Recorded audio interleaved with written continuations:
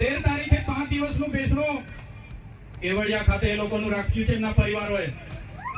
ત્યારે એ લોકોની આપવીતી જોઈને એ યુવાનોને જે રીતે મારવામાં આવ્યા એ જોઈને ખરેખર એટલી બેરહમીથી આદિવાસી યુવાનો પર અત્યાચારો થયા છે। ત્યારે આ 13 તારીખે આજના મંચ પરથી તમને આહવાન કરું છું, કેવડિયાવાળા એકલા નથી, એમની સાથે ડેડિયાપાડાના લોકો પણ છે। 13 તારીખે આખું કેવડિયા અમે ભરી દઈશું। તૈયાર છો બધા?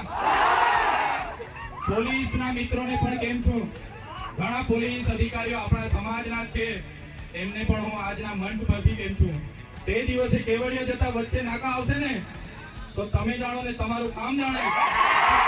તો નમસ્કાર મિત્રો, વિડીયોમાં તમારું સ્વાગત છે। ચૈત્ર વસાવાના અત્યારે સોશિયલ મીડિયામાં વિડીયો વાયરલ થઈ રહ્યા છે, મનસુખ વસાવાના પણ વિડીયો વાયરલ થઈ રહ્યા છે। વાત કરી લઈએ કે આ સંજય તડવી, જયેશ તડવીને ન્યાય આપવા માટે બધા નેતાઓ મેદાનમાં ઉતરી પડ્યા છે અને પબ્લિક સપોર્ટમાં આવી ગયું છે। તો મિત્રો ખરેખર જે મરનાર વ્યક્તિઓના પરિવારને 100% ન્યાય મળશે એવી આપણે આશા રાખીએ અને ટૂંક સમયની અંદર જે હત્યા કરી છે તેઓને ખરેખર કોને હત્યા કરી છે એ લોકોને તમામ લોકોને જેલના હવાલે કરી દેવામાં આવશે 100% આવું કહી શકાય મિત્રો। કારણ કે અત્યારે જે લોકોના નામ એફઆઈઆરમાં દાખલ નથી કરવામાં આવ્યા તો એવાના નામ પણ ટૂંક સમયમાં દાખલ કરવામાં આવશે અને 100% તેમના જેલના હવાલે કરવામાં આવશે।